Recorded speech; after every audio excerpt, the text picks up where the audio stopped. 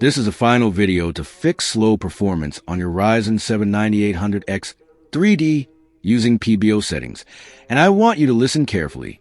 Are you facing low FPS in games, random stutters, or your system not performing like it should even though you paid for a high-end CPU?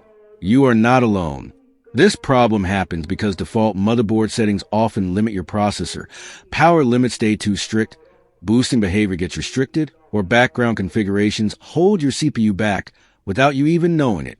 Many people search on YouTube or social media and find guides are too long, too technical, or full of confusing numbers that make everything worse.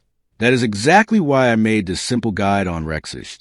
In this video, I will show you 4 proven methods that can fix this issue, and I guarantee at least one of them will work for you, even if your performance problem feels very serious right now.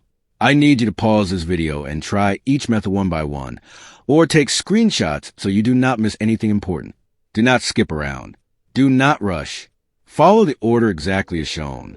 These methods work together in a smart way, and even small changes can unlock big performance gains. Stay focused and follow the method steps by steps showing on the screen.